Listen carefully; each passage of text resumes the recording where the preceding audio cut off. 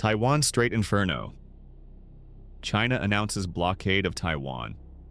The world holds its breath. 72 hours later, that blockade lies in ruins.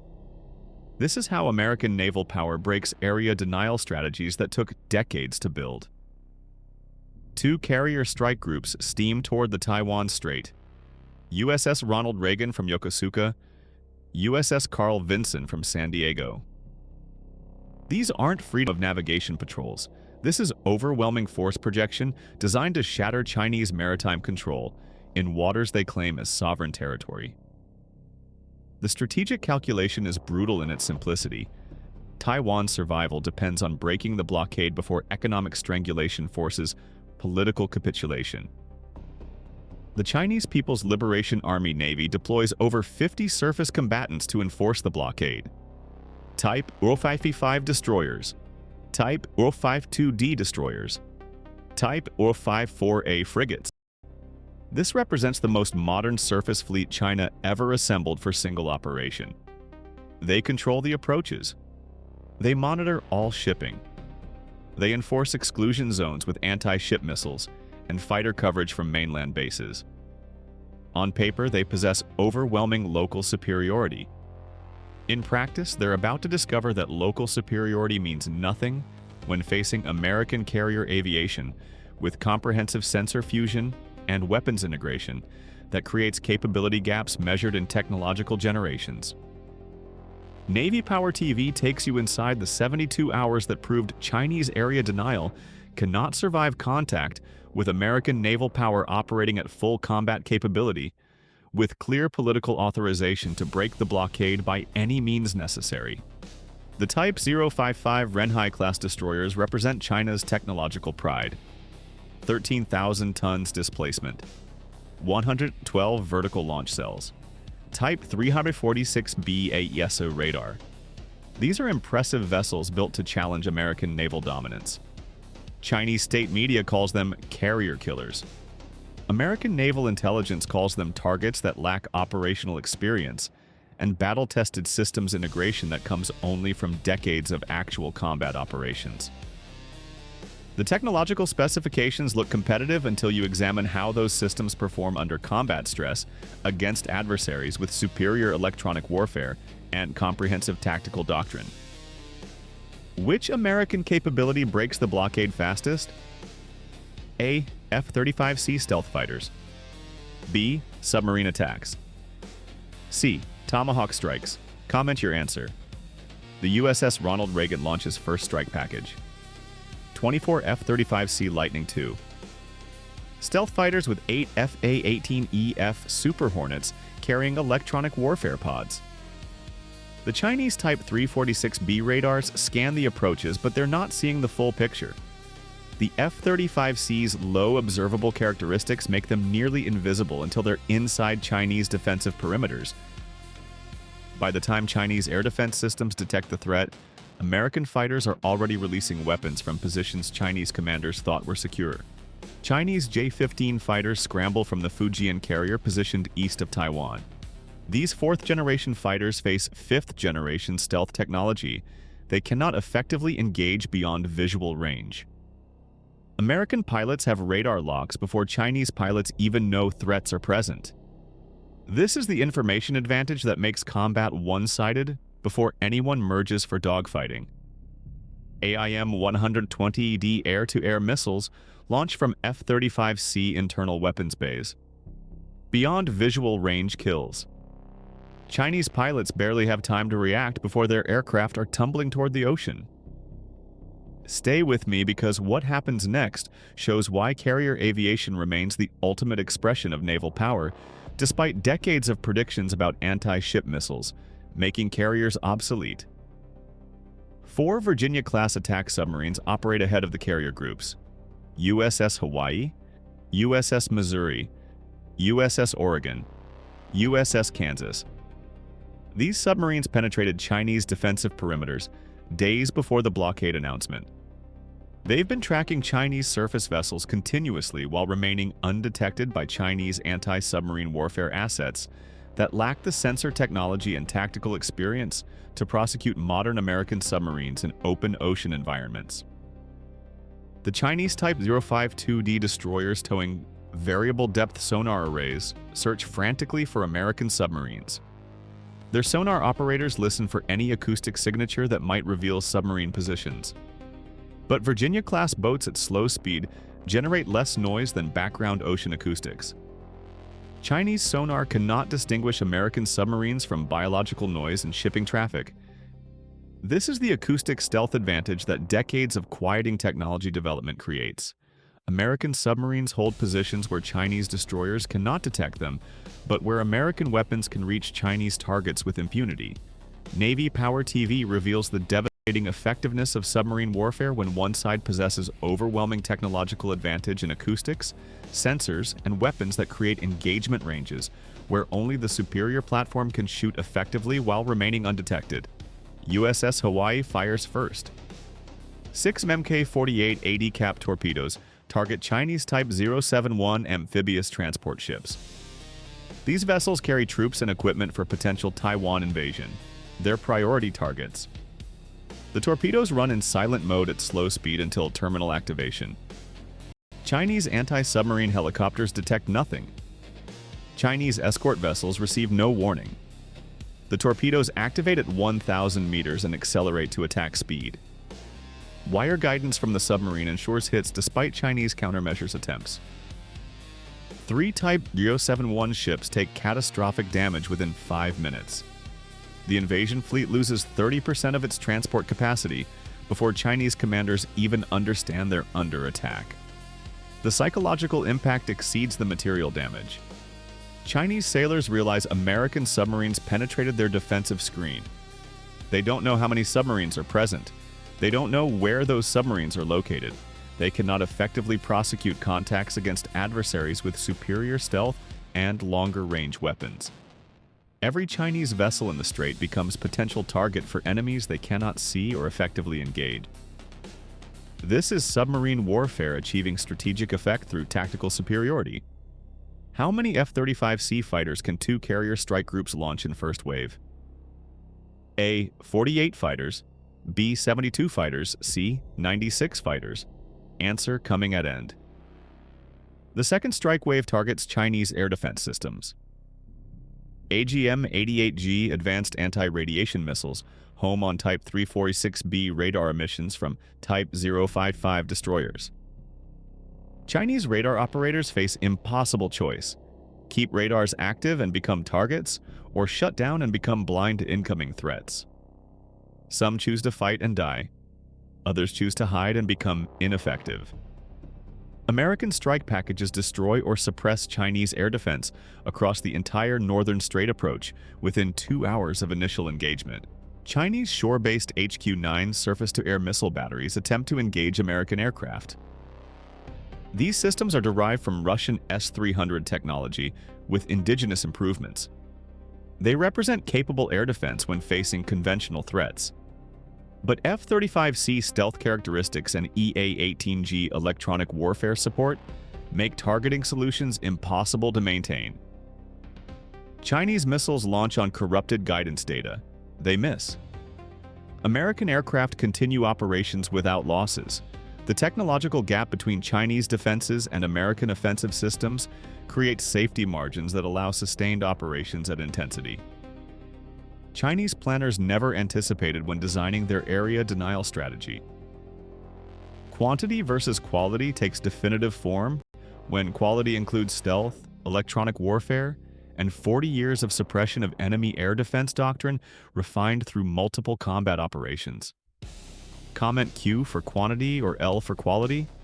The USS Carl Vinson Strike Group approaches from the southeast. This creates multiple axis problem that overwhelms Chinese command and control. They're engaged from east by Reagan Strike Group. They're engaged from southeast by Vinson Group. They're engaged from underwater by submarines they cannot locate. Their air defense must cover 360 degrees simultaneously. Their fighters must split between multiple threats. Their fire control systems prioritize targets frantically while being jammed by American electronic warfare.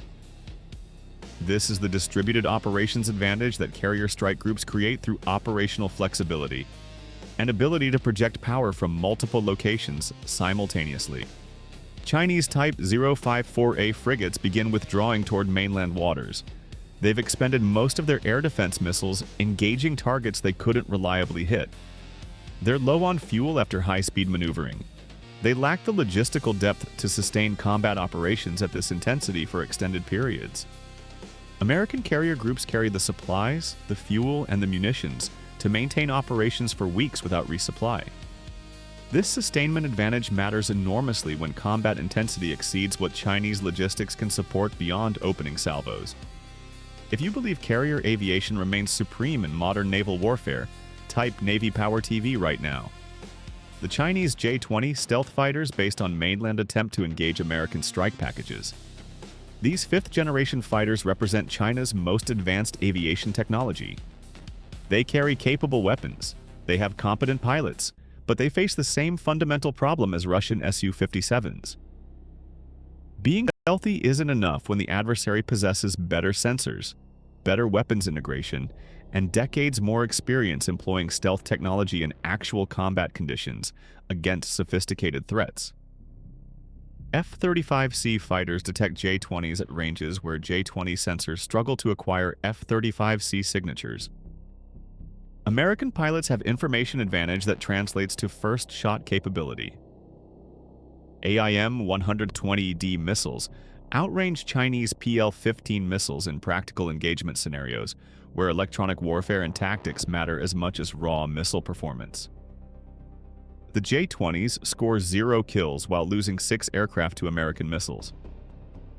Chinese pilots learned that having stealth technology doesn't mean having stealth superiority when facing adversaries with better integration and operational experience. The blockade collapses on hour 68. Chinese surface vessels withdraw to defend coastal approaches.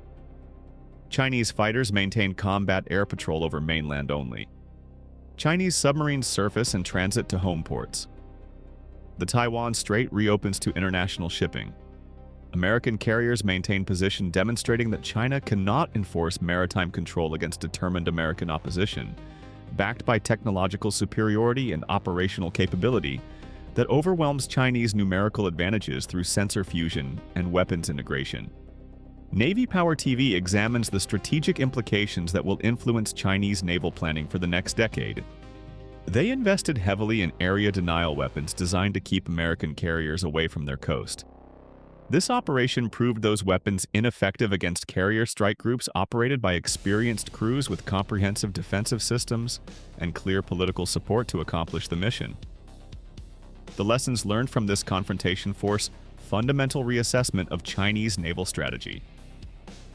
Their investment in Type 055 destroyers produced impressive individual platforms, but those platforms lack the system integration and operational experience that American Aegis vessels possess through decades of continuous upgrades and actual combat operations.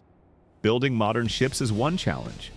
Operating them effectively against sophisticated adversaries with mature doctrine is an entirely different challenge that cannot be solved through procurement alone. Chinese naval aviation demonstrated capability but revealed critical gaps in training and experience. Their pilots train in controlled environments with limited opposition simulation. American pilots train against dedicated adversary squadrons, employing realistic threat tactics, and face complex electronic warfare environments that replicate actual combat conditions. This training gap translates to combat performance gaps that technology alone cannot bridge. Having advanced aircraft doesn't mean having advanced capabilities when the humans operating those aircraft lack the experience and institutional knowledge that comes from decades of continuous operations across multiple theaters against various threats. The amphibious assault component of Chinese operations collapsed completely when American submarines demonstrated their ability to penetrate Chinese defensive screens and attack high-value vessels with impunity. Chinese anti-submarine warfare proved inadequate against modern American submarine stealth technology and tactics refined through generations of Cold War operations and continuous improvement programs. This ASW capability gap represents China's most serious weakness in any Taiwan contingency because they cannot protect their invasion fleet from American submarine attacks without dedicating resources that leave other mission areas vulnerable. The DF-21D and DF-26 carrier killer missiles never launched during this operation. Chinese commanders held them in reserve for scenarios where launch might succeed, but the opportunity never arrived. American electronic warfare corrupted targeting data. American submarines threatened launch platforms. American strike fighters suppressed radar systems needed for mid-course guidance updates. The carrier killers remained unfired because employment conditions never met minimum requirements for successful engagement against maneuvering carrier groups with layered defenses. This reveals fundamental flaw in Chinese anti-access strategy. Their weapons require perfect intelligence and tracking that American electronic warfare and operational security prevent them from achieving in actual combat conditions. Having impressive weapons on paper means nothing when operational requirements for effective employment cannot be met against a sophisticated adversary with comprehensive countermeasures and decades of experience defeating similar threats. The carrier killer myth dies in Taiwan Strait when Chinese commanders realize their most advertised weapons cannot achieve their design purpose against American carriers operated with proper defensive doctrine and supported by comprehensive strike group assets. Which technology decided this battle? F-35C stealth, Virginia-class submarines, or Aegis missile defense? Comment your assessment below. Technology supremacy confirmed. 2 carrier groups, 72 hours. Blockade broken, 0 American losses. The answer to our quiz: 2 carrier strike groups can launch approximately 48 F-35C Lightning II fighters in coordinated first wave, with additional FA-18EF Super Hornets providing electronic warfare support and strike capacity that creates total package size exceeding 70 aircraft engaging Chinese forces simultaneously from multiple directions, with weapons and sensors Chinese defenses cannot effectively counter. Can China develop capability to sustain blockade against American opposition? Current evidence suggests no within next decade. Their naval technology continues improving, but American capability evolves faster. The gap isn't closing. What's next for Taiwan Strait security? Continued American commitment backed by demonstrated capability to break any future blockade attempts through overwhelming technological advantage and operational experience that China cannot match with current force structure or training programs. The economic cost of this operation for China exceeds purely military losses. International confidence in Chinese naval power took catastrophic hit. Regional nations watching this confrontation saw Chinese area denial strategies collapse against determined American opposition. This influences their strategic calculations about accommodation versus resistance to Chinese pressure. When regional powers see that Chinese military capabilities cannot achieve stated objectives against American intervention, they become more willing to resist Chinese demands and maintain closer security relationships with the United States. American defense industry benefits from demonstrated performance of F-35C in high-intensity combat operations. International customers watching this operation see stealth technology proving decisive advantage in air combat. Foreign military sales of F-35 variants will increase as more nations recognize that 4th-generation fighters cannot survive against 5th-generation threats backed by comprehensive sensor fusion and weapons integration. This creates interoperability advantages for American-led coalitions while isolating adversaries operating inferior technology. The political implications extend beyond Taiwan. Japan, South Korea, Philippines, and Australia see concrete evidence that American security guarantees have substance.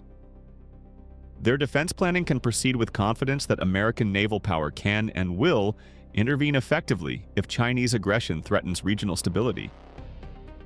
This reassurance prevents spiraling arms races and reduces pressure for independent nuclear weapons programs that would destabilize regional security architecture. Subscribe to Navy Power TV, where elite naval power meets cutting-edge technology, proving American carriers remain supreme in modern naval warfare. Superior fleets, advanced weapons. Hit notification for more analysis showing why American naval dominance continues expanding, despite adversary investments in anti-access weapons that prove ineffective against comprehensive carrier strike group capabilities operated by professionals with decades of institutional knowledge and combat experience.